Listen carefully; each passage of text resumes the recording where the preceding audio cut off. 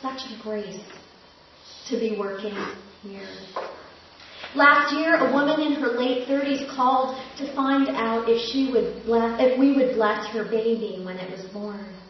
Her family was part of a Catholic church, and she was feeling very unwelcome. Against her priest's advice, she had gone ahead and become artificially inseminated. She no longer wanted to wait for the right relationship and was ready to share her love with this child.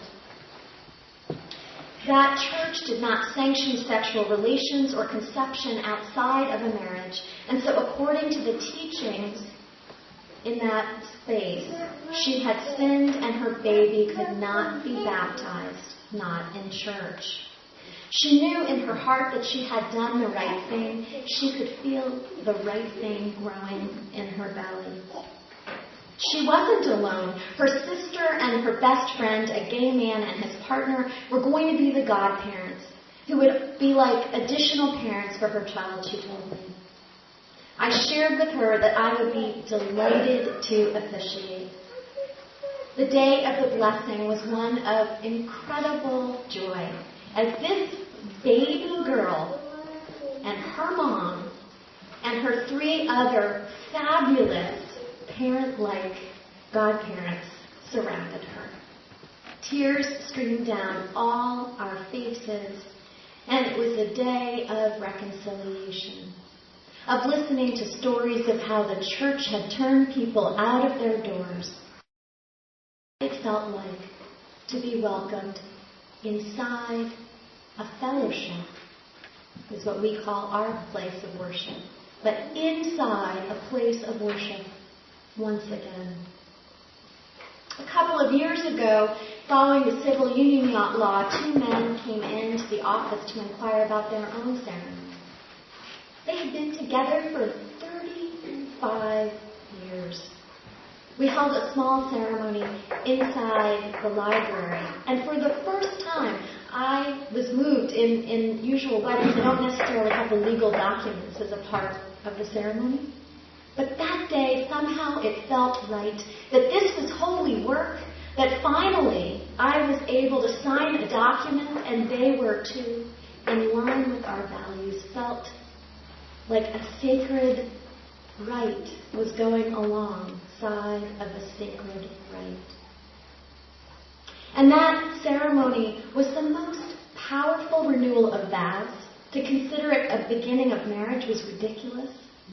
And it was a beautiful testimony of what they had meant to one another all those years and what they would continue to promise to mean to one another in the days ahead.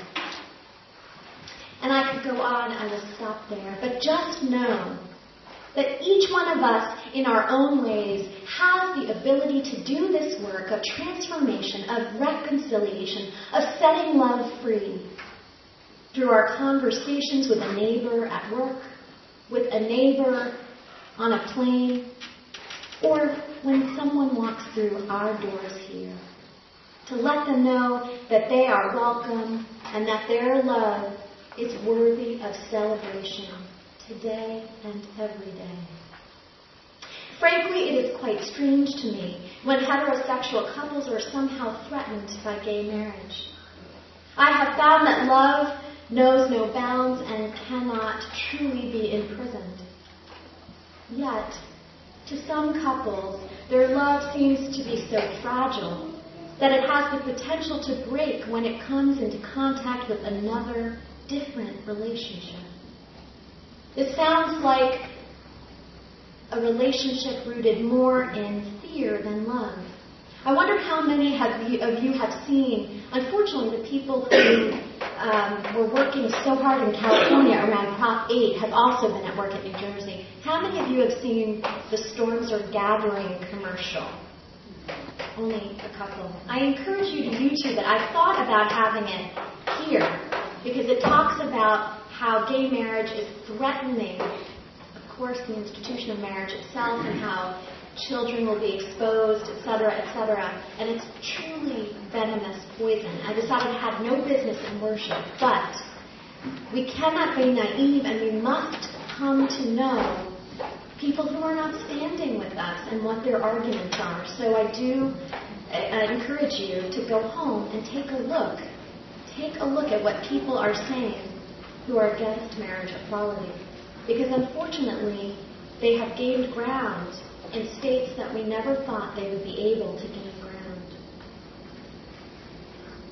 And sometimes standing in the breach can be dangerous. The only time I have ever been frightened in a marriage counseling session happened a couple of years ago. I'm in the habit of asking heterosexual couples if they would like to pause or light a candle or something for a moment to just acknowledge that this right of marriage hasn't been extended to all people yet. One time when I offered this as a possibility in the service, a young man jumped out of his chair and sort of lunged forward at me as if he was about to shake me. Needless to say, we realized fairly quickly that I was probably not the right minister for this couple.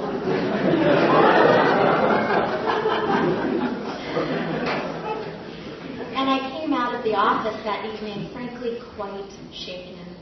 That just mentioning the possibility of silence or a candle as an option would have him leap to such a place of burning anger.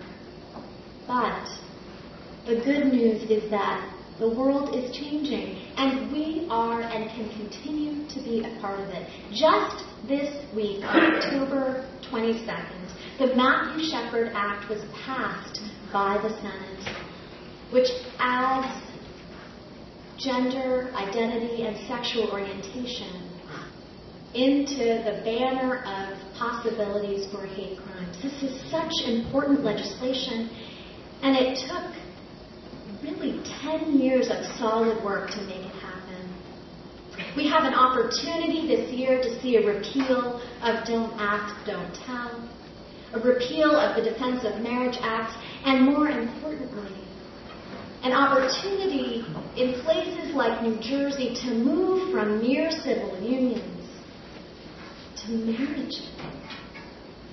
We need to uphold a tradition of liberating love, not loving a particular gender as a standard for marriage and relationships in general.